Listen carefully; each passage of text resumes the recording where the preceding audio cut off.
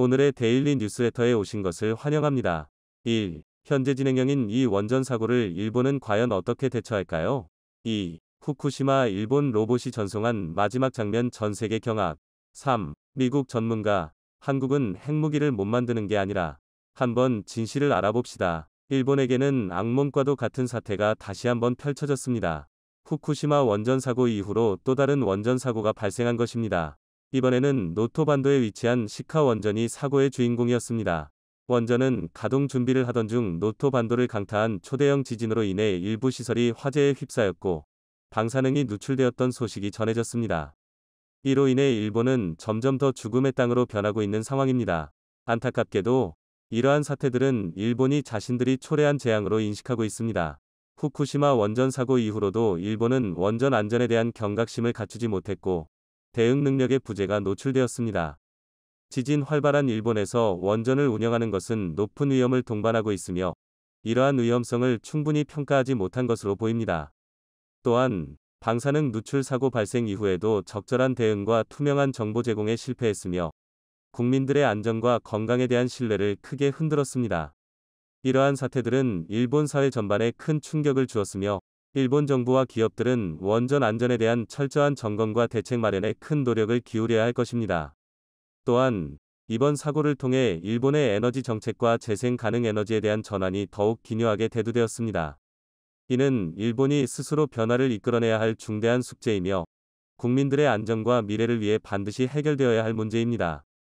대체 어떻게 된 일이며 일본에서 무슨 일들이 연달아 벌어지고 있는지 지금부터 자세하게 설명해 드리겠습니다. 조용하던 마을에 강한 충격이 가해졌습니다.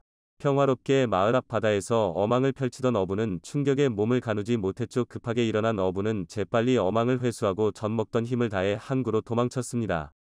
마을에서 장을 보던 이들은 급하게 몸을 숨겼죠. 학교에서 수업을 받던 아이들도 강한 충격에 탁자 아래로 몸을 숨기며 충격을 대비했습니다.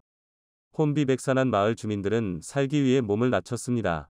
이번 한 번으로 충격이 끝날 것이라고 생각하지 않았기 때문이죠. 마을 어귀에서 넘어진 어르신을 부축한 남자는 급하게 어르신을 업고 집으로 뛰어들어갔습니다. 잠시 후 어마어마한 충격이 일본 이시카와 현을 덮쳤습니다. 6.7의 진도는 노토반도 일대를 휩쓸었고 사람들은 겁에 질려 지진이 끝나길 기다렸습니다. 6월 19일에 발생한 충격이 채 가시기도 전에 노토반도를 강타한 지진은 일본 거주민들의 희망조차 앗아갔습니다. 그동안 겪어왔던 지진의 수위와는 차원이 다른 흔들림이기 때문이죠. 전문가들조차 이례적이라고 판단할 정도의 이번 지진으로 인해 이시카와 현 대부분의 주민들이 생업을 못할 정도로 큰 피해를 입었습니다. NHK 등 주요 언론사들은 노토반도의 현황을 보도하면서 현재 피해액과 사상자를 파악하고 있다며 속보를 잇따라 보냈죠. 그런데 일본인들을 서늘하게 만든 일이 벌어진 것입니다. 바로 노토반도에 위치한 시카 원전 가동이 멈췄다는 소식이었죠. 심지어 원전에서 불길이 솟았다는 소식까지 들려온 것입니다.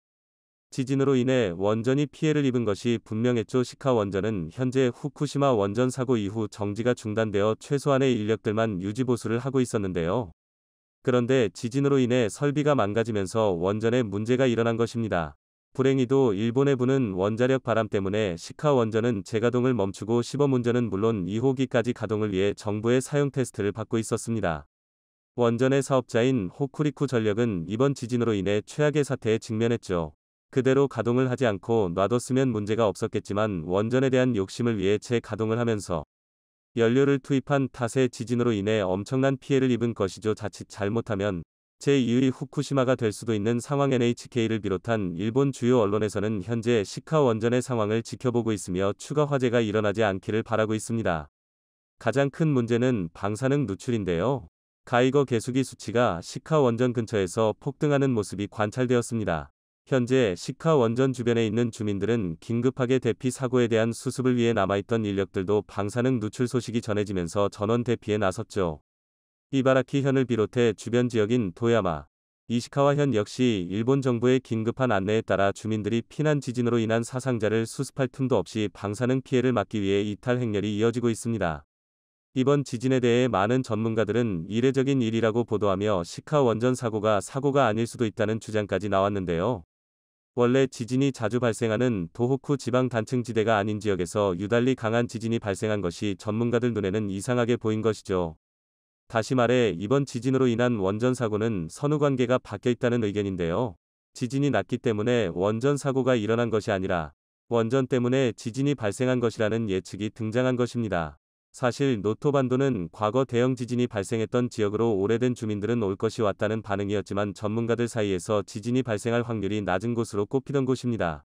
최근 1년 반 동안 150차례의 지진 보고가 일어난 일본에서 이 지역은 지진 영역에서 비껴나간 지역이고 화산도 없기에 다른 지역에 비해 상대적으로 안전한 지역이었습니다. 마을 주민들 역시 입을 모아 노토반도에서 큰 지진이 일어나는 것은 매우 드문 일이며 기억을 되짚어봐도 지진으로 피해를 입은 일은 15년 전 사건 외에는 거의 없었다고 증언했죠. 그런데 공교롭게도 시카 원전이 지어지고 나서 노토반도를 중심으로 지진이 자주 발생한 것이죠. 실제로 이번 대규모 지진 일주일 전 6월 중순쯤 발발한 지진 이후 얼마 지나지도 않았고 초대형 지진이 노토반도를 강타한 것은 이곳 주민들 입장에선 이례적인 일이었죠. 시카 원전이 재가동을 위해 시험 운전을 하고 지대를 불안하게 만든 것이 이번 대형 지진을 발생시킨 것이라는 분석이 나왔죠. 실제로 이를 뒷받침하는 자료가 공개되면서 이 주장에는 힘이 실리게 되었는데요. 과거 시카 원전 건설 당시 이 지역 단층을 조사한 일본 전문가의 보고서가 발굴되면서 시카 원전 지하에 대규모 활단층이 있다는 사실이 드러난 것이죠. 보고서에 쓰여 있는 활단층은 지진이 일어날 가능성이 높은 단층을 지칭하는 단어입니다. 당시 전문가들은 활단층을 자극할 수도 있기에 이 지역을 포기하고 다른 곳에 원전을 지을 것을 호쿠리쿠 전력에게 요청했으나 호쿠리쿠 전력은 이 주장을 묵살하고 노토반도에 원전을 건설한 것이죠. 어쩌면 그 고집이 지금의 대형 사건을 초래한 것인데요. 후쿠시마 사고 이후 원전 가동을 중단했을 때는 아무런 문제가 없이 안정적인 지층이었으나 원전 재가동을 위해 시험 운전을 하면서 이 지역에 지속적인 압력과 스트레스가 가해진 것이죠. 더군다나 후쿠시마 지역에 발생한 규모 7 이상의 지진과 일본 열도 전역에서 빈번하게 벌어지는 지진이 원자력 가동과 겹치면서 노토반도의 활단층을 자극한 것이라 볼 수 있습니다. 1호기 원자로 건물 밑을 통과하는 S1 단층과 2호기 냉각용 배관 등 중요 시설을 관통하는 S2, S6 단층이 겹쳐 있다는 사실이 알려지며 알면서도 운행을 강행한 호쿠리쿠 전력의 일본인들이 비난의 목소리를 높였답니다. 한편 일본 일간지 니칸겐다이는 간사이, 도호쿠 지방 외에도 다른 지역 역시 지진대의 영향 아래에 놓여 있다고 분석하고 4에서 5에 이르는 지진이 산발적으로 자주 발생하고 있다는 것을 들면서 비단 원전의 잘못만은 아니라고 주장했는데요. 호쿠리쿠 전력이 니칸겐다이의 주요 후원사라는 사실이 다른 언론을 통해 보도되면서 호쿠리쿠 전력이 의도적으로 원전 주장을 덮으려고 한다는 비난이 솟구쳤습니다. 추가 조사가 더 필요한 상황이지만 원전 사고로 인해 현재 일본은 또 하나의 위기를 대처해야 하는 상황. 그동안 원자력 발전을 조심스럽게 재추진하면서 원전을 늘리려던 일본의 계획에 큰 차질이 생긴 것이죠. 최근 우크라이나 러시아 전쟁으로 인해 원자재 값은 물론 석유 가격이 급등함에 따라 기시다 후미오 총리는 에너지 안보를 이유로 원자력 발전소 재가동을 약속했는데요. 올해 5월 말에 원자력 에너지로 돌아가겠다고 말하며 후쿠시마의 악몽을 떨쳐낼 때라며 일본 국민들을 향해 설득 작업에 들어갔습니다. 국민들 역시 하루가 다르게 치솟는 육아를 보면서 원자력 에너지를 거부해선 안 된다는 인식이 퍼졌었죠. 게다가 올해 6월 일본 최고재판소가 후쿠시마 원전 사고와 관련 동일본 대지진 당시 일본 정부가 이 사고를 미연에 방지할 수 있었는지와 관련 법리적 판단을 내렸는데요. 만장일치로 이 사고는 막을 수 없는 재앙이기에 국가 책임이 없다고 판결한 것입니다. 국책민영 방식으로 운영하면서 일본 원전은 정부의 입김을 벗어나선 운영하기 어려운 것이 현실. 그럼에도 불구하고 일본 사법부는 후쿠시마 원전 사고의 책임을 정부가 지는 것이 부당하다며 피해자들의 상처에 소금을 뿌리는 결정을 내렸습니다. 책임 소재도 벗어났고 에너지 수급을 위해 원자력 발전소 건설에 박차를 가하던 상황. 일본 정부는 거리낄 것이 없는 상태에서 원자력 정책을 펼치려고 했으나 이번 사고로 인해 다시 원점으로 돌아간 것이죠. 과거의 잘못을 뼈저리게 반성하지도 않을 뿐더러 잘못도 없는 것으로 치부하는 일본의 나쁜 버릇이 또 한 번 부메랑처럼 일본에게 돌아왔습니다. 현재 진행형인 이 원전 사고를 일본은 과연 어떻게 대처할까요? 일본이 이번 기회에 진정으로 잘못을 뉘우치길 바라며 다시는 원자력의 원도 꺼내지 못할 만큼 이쪽 분야에 발을 내딛지 않길 기원해보겠습니다. 2014년 9월 일본 정부는 야심찬 회의체를 만들었습니다. 이름하여 로봇혁명 실현회에 거창한 이름을 가진 이 회의체에는 수많은 기업 대표와 지자체 수장들이 포함되었고 이들과 몇 차례 대충회의를 한 일본 정부는 곧 로봇 신전략이라는 거창한 프로젝트를 발표합니다. 이 프로젝트의 세부 내용은 이렇습니다. 2020년까지 약 1조 900억 원을 들여 로봇 산업 특구를 만들고 제조업 분야 로봇 시장 규모를 키우겠다는 목표입니다. 지금 2023년이니까 이 프로젝트의 결말은 굳이 말하지 않아도 다들 아실 거라고 봅니다. 일본이 이렇게 로봇 산업에 돈을 쏟아부으며 키우려는 이유는 2011년 후쿠시마 원자력 발전소에서 방사능 누출 사고가 결정적인 원인이었습니다. 갑작스러운 재난이 일어났을 때 사람이 들어갈 수 없는 사고 현장에 로봇을 투입해 현장을 촬영하고 방사선량을 측정하거나 위험 밸브를 잠글 수 있는 로봇이 필요하다는 사실을 뼈저리게 느꼈기 때문입니다. 그런데 일본이 로봇 신전략을 발표하고 야심차게 로봇 산업을 키우던 2015년 미 국방부 방위고등연구기구가 주최한 재해 대응 인간형 로봇 국제대회가 열렸습니다. 일본은 당연히 산업용 로봇으로 크게 앞서 있던 자신들이 1위를 할 것으로 기대했습니다. 그런데 뚜껑을 열어보니 1위는 생각지도 못한 한국팀이 차지했습니다. 2015년 재해 대응 인간형 로봇 국제대회에서 우승한 것은 한국 KAIST가 만든 휴보였던 것입니다. 24개 팀이 겨룬 이 대회에 일본은 팀을 3개나 내보냈는데도 10위에 머물렀고 당시 일본 정부는 이 결과에 상당히 충격을 받은 것으로 알려졌습니다. 더구나 이 대회는 후쿠시마 원전 사고 당시 재해 현장에 들여보낼 휴먼 로봇을 목표로 만든 대회였는데 1위를 그만 한국이 차지해버린 겁니다. 당시 요미우리 신문의 보도 내용을 보면 충격을 받은 일본 정부가 재해 현장에서 활동하는 인간형 로봇 개발을 강화하기로 했다고 전하고 있을 정도입니다. 2011년 쓰나미로 인해 후쿠시마 제1원전이 폭발 사고를 일으켰을 때 일본은 건물 내부에 로봇을 투입하기는 했습니다.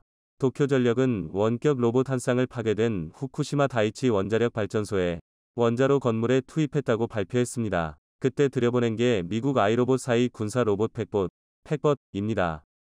도쿄전력은 다량의 방사능을 포함하고 있어 직원들이 들어가기 위험한 건물 내부의 상태를 데이터로 제공받기 위해 팩봇을 방사능이 유출된 사고 현장에 집어넣었습니다. 당시 팩봇은 조종자에게 실시간으로 전송할 수 있는 비디오 카메라를 장착하고 공장의 제3원자로 건물에 들어가 방사선과 온도 점검을 했던 것으로 알려졌는데요. 당시 도쿄전력이 발표한 사진을 보면 로봇이 원자로 건물 안으로 들어가며 2개의 문 중 두 번째를 조작하는 것을 보여줍니다. 하지만 도쿄전력은 로봇이 건물 안에서 무엇을 발견했는지 정확한 정보를 발표하지 않았는데 이후에 충격적인 사건의 전말이 밝혀집니다. 얼마 전 UCLA 기계공학과 교수이자 로멜라 로봇 연구소장인 데니스 홍은 한 TV 프로그램에 출연해 후쿠시마 원전 사고 현장에 들어갔었던 당시의 목격담을 전해 충격을 안겼습니다.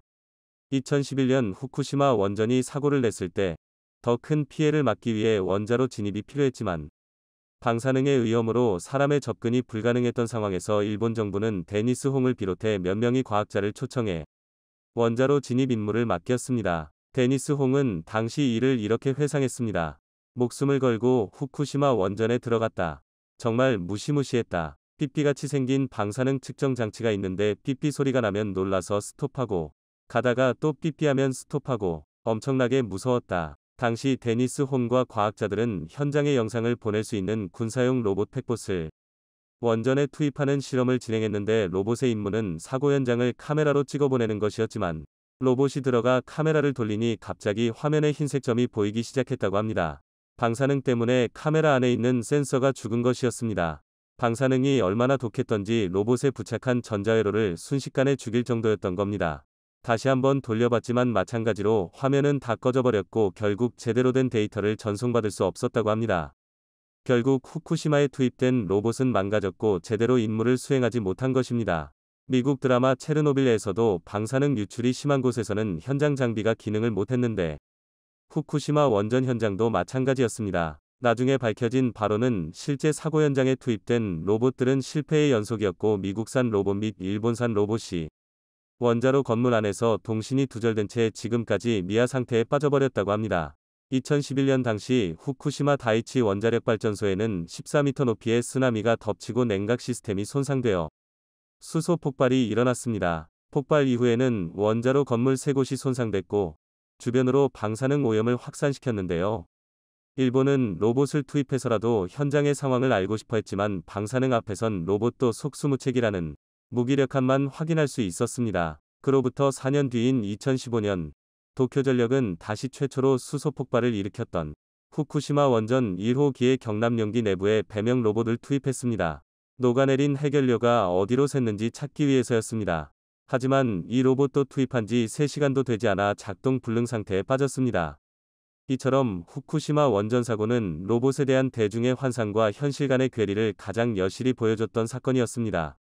이 같은 실패는 전 세계 로봇 공학자 모두에게 낭패감을 안겨주었습니다. 그래서 미국 방위고등연구계획국 다퍼에서는 그에 대한 해답을 찾기 위해 재난구조 로봇 경진대회를 만들었습니다. 그런데 지난 2015년 일본을 제치고 한국의 휴보가 우승을 차지한 것입니다. 도쿄전력은 여전히 원자로 내부의 오염 상태와 녹아내린 해결료가 어디에 어떤 상태로 있는지 정확히 파악하지 못하고 있습니다. 아직도 해결료 파편의 정확한 양상을 파악하기 위해 이런저런 로봇을 투입해보고 있지만 성과는 없습니다. 일본 언론의 보도에 의하면 배명 로봇이 제 역할을 하지 못해 빙어형 로봇을 투입했으나 소득이 없었고 나중에는 청소 로봇까지 투입했지만 탐사를 시작한 지 2시간 만에 손상된 것으로 알려졌습니다. 이쯤 되면 후쿠시마는 거의 로봇 공동묘지가 된 것으로 보이는데요. 도쿄전력은 폐로 안에서 고장나버린 로봇 회수를 포기하고 원격 조작용 케이블까지 절단해버렸습니다. 청소 로봇의 실패로 피해 상황을 조사하기 위해 투입한 정가령 로봇은 진입조차 하지 못해 굴욕을 안겨줬습니다. 청소 로봇이 손상된 원인 역시 고준위 방사선 때문이었습니다.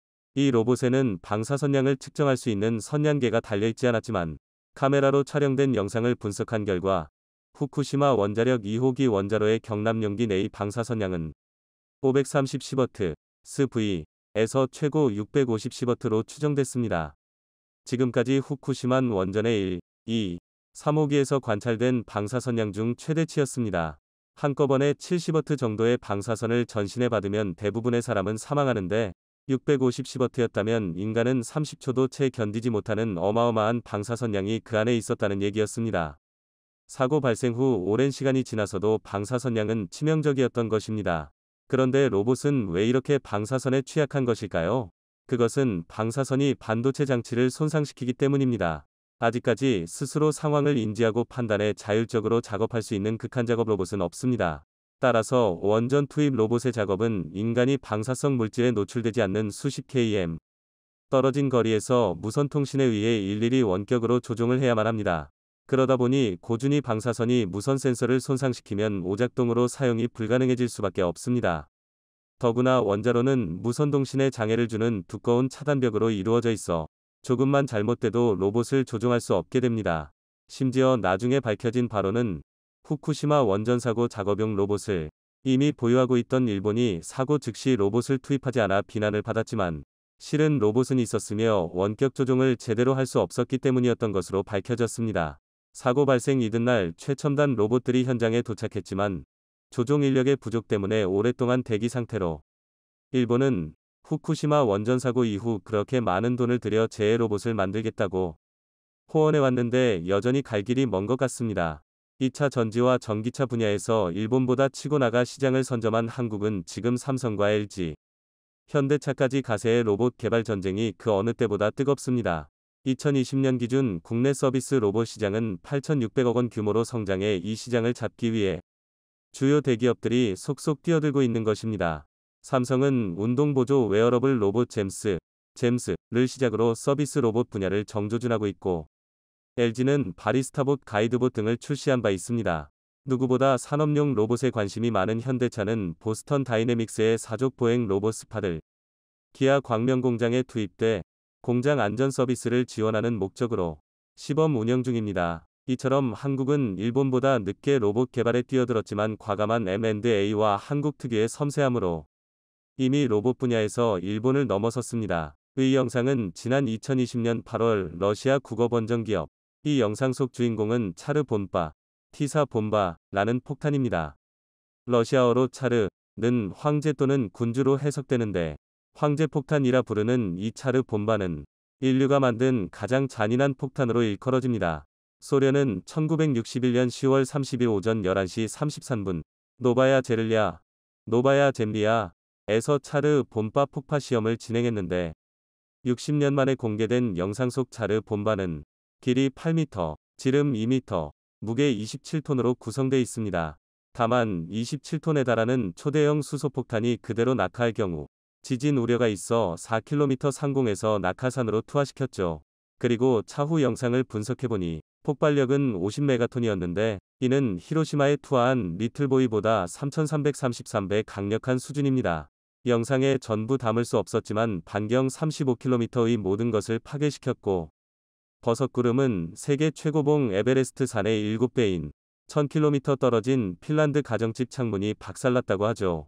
60년이 지난 시점에서 공개된 이 영상을 본 많은 한국인들은 소련이 핵무기 기술이 있으니까 가능한 것이라며 한국은 절대 가질 수 없는 꿈과 같은 무기라는 반응을 보였는데 지난 1월 30일 미국 워싱턴 싱크탱크인 전 세계 핵 전문가들을 초청해 세미나를 개최했는데 이날 세미나 주제는 단연 북한의 미사일 도발에 따른 한국의 핵무장론이었습니다. 그런데 세계 최고 핵 전문가 중 한 명으로 꼽히는 한국의 과학기술 수준을 고려하면 한국은 즉각 만들 수 있다는 의미심장한 말을 남겼습니다. 그는 미국 최대 책 연구시설인 로스 알라모스 국립연구소 소장을 지낸 인물로 북한의 초청을 받아 영변 우라늄 농숙시설과 원심 분리기 시설 등을 직접 둘러본 몇 안 되는 핵 전문가이기도 합니다. 그는 한국이 아무리 뛰어난 기술력을 가졌다고 하더라도 핵실험을 하지 않을 수는 없는 일이라며 한국의 어느 지역이 자기 땅 지하에서 핵실험을 허락할지 궁금하다고 덧붙였습니다. 그러니까 한국은 이미 핵무기 개발을 위한 충분한 기술력의 과학기술까지 가졌으나 가장 큰 문제는 핵무기 생산 전 진행될 핵실험 장소가 여의치 않다는 의미입니다. 그렇다면 한국은 실제로 핵무기를 개발할 능력이 있는 것일까요? 아니면 외국 전문가들의 일방적인 주장인 것일까요? 오늘은 한국의 핵개발 역사 속으로 들어가 보겠습니다. 역대 한국 대통령 중 핵무기에 가장 큰 관심과 열정을 쏟은 인물은 아마 박정희 전 대통령일 겁니다. 1970년대 그는 주도적으로 핵개발 프로그램을 추진했으나 미국의 설득 속에 중단된 것으로 알려졌지만 그는 최소 1978년까지 자체적인 핵개발 의지를 보였던 것으로 드러났습니다. 이러한 사실은 미국 안보 전문 연구기관인 노틸러스 연구소가 공개한 이 중앙집보국 CIA 기밀해제 문서에 나타났습니다. 1978년 9월 5일에 작성된 CIA 보고서 사우스 코리아 퍼블릭 디스커션 오 더 뉴클리어 옵션에 따르면 당시 박동진 외무장관은 미국이 남한으로부터 전술핵 무기를 철수시킨다면 한국은 자체적으로 핵무기 개발을 검토할 것이라고 주장했습니다. 당시 한국의 몇몇 언론이 200명의 대학생을 대상으로 조사한 결과 응답자의 89%가 한국이 핵무장했으면 좋겠다는 응답을 하기도 했었죠. 그만큼 당시 한국의 안보는 심각한 수준이었고 핵무기를 보유해야만 안전을 보장받을 수 있다는 생각이 팽배했던 것으로 보입니다. 1978년 6월에 작성되어 기밀해제된 또 하나의 보고서 사우스 코리아 뉴클리어 데벨롭먼트 앤드 스트래터지 디시전 메이킹은 한국의 핵개발 상황을 좀 더 세세하게 기록하고 있습니다. 그리고 이 보고서를 토대로 노딜러스 연구소장 피터 헤이즈가 박정희, CIA 그리고 폭탄이라는 제목으로 정리했죠. 보고서에 따르면 박 전 대통령이 최초로 핵무기에 대한 논의를 시작한 것은 1969년경입니다. 다양한 이유가 있겠지만 무엇보다 1968년 김신조를 포함한 31명의 특수부대를 침투시키는 도발을 감행하자 박정희는 극도의 분노를 표출했습니다. 당장이라도 북으로 치고 몰아가고 싶었으나 미국이라는 존재 때문에 함부로 행동할 수도 없었죠. 언젠가 제거될지도 모른다는 뼛속 깊은 두려움이 몰려오던 찰나에 이런 사건이 터지자 슬슬 핵무기 카드를 만지작거리기 시작한 그입니다. 그러던 와중에 한국의 엄청난 안보 위기가 터졌습니다. 1969년 당시 미 대통령이던 리처드 닉슨이 미국은 동맹국들에게 안보를 제공하지만 국가 방위의 1차적인 책임은 그 국가에 있다는 소위 닉슨 독트린이 발표된 겁니다. 이는 한국에게 있어서는 상당한 위기였는데 왜냐면 한국은 주한미군을 한국 땅에 주둔시킴으로써 대북 억지력을 발휘하고 있었기 때문입니다. 그러나 닉슨 독트린은 마시아에 주둔한 지상군을 점차적으로 철수시키겠다는 의미였고 실제로 독트린 발표 2년 뒤 1971년 3월에는 주한미군 7사단 2만 명이 한국 땅에서 철수했는데요. 그리고 박 전 대통령이 품속에 품었던 핵무기 개발은 이제 잠재적인 계획이 아니라 당장 착수해야 하는 목표가 되어버렸습니다. 이와 관련하며 당시 CIA 한국지부 총책임자였던 도널드 피니 그레그는 한국에 우호적이던 미국이 갑자기 등을 돌린 결정적인 이유는 박정희가 시도했던 핵개발 때문이라고 털어놨습니다. 실제로 2005년 공개된 CIA 보고서 한국 핵개발과 전략적 의사결정에 따르면 박 전 대통령은 1974년 12월 890계획이라는 암호명으로 비밀리에 핵무기 개발을 추진했습니다. 국방과학연구소, 에드, 책임 아래 미사일팀, 핵탄두팀, 화학탄두팀을 구성해 수십 명의 국내외 과학자 및 기술자가 핵무기 연구에 착수한 겁니다. 하지만 이를 알게 된 미국이 1976년 핵개발을 중지하지 않으면 한국과 모든 관계를 중단할 것이라며 강하게 압박하기 시작했고 결국 포기했죠. 그런데 미국의 압박이 두렵기도 했지만 한국 정부가 미국을 신뢰하게 된 사건도 이때 일어났습니다. 바로 판문점 독기 사건인데요. 핵무기 개발을 꾸기했던 그해 8월 18일 한국인 노무자 5명은 북한 쪽 초소에 대한 시야가 가린다 며 유엔군 제3초소 앞에서 가지치기를 시작했습니다. 이는 미군 병사 6명과 한국고 5명 등 11명이 유엔군 장병이 혹시 모를 공격에 대비해 호위하고 있었는데 2명이 북한고 장교와 10명이 북한군이 다가오더니 나뭇가지를 치지 말라고 요구했습니다. 하지만 미고 장교는 시야 확보를 위해 필요하다 며 이를 무시했는데 잠시 후 트럭을 타고 북한 병사 20명이 몰려오더니 도끼를 빼앗고 공랭이를 휘두르는 등 일방적인 린치를 가하기 시작하죠. 결국 이 사건으로 미군 병사 2명이 사망하고 마는데요. 사건은 단 4분 만에 종료되어 미 기동타격대가 도착했을 때 북한군들은 이미 군사봉계선 너머로 철수한 뒤였습니다. 임에 불같이 화가 난 미국은 핵 탑재가 가능한 F-1 전투기 20대를 한반도에 배치시키고 괌에서는 B-52 폭격기 3대, 오키나와 미공고기지에서는 F-4 24대가 출격했고 항공모함 미드웨이, 호가 종무장한 5척의 호위함을 거느리고 북한 해역으로 이동했습니다. 미국의 이러한 무력 시위는 소련을 등에 업은 김일성을 충분히 압박하지는 못했지만 박 전 대통령을 감동시키기에는 충분했습니다. 아마 결정적인 순간에 미국이 한국을 돕겠구나 라면서 확신을 갖게 된 것이고 이에 핵개발을 포기했던 겁니다. 하지만 그 신뢰는 오래가지 못했습니다.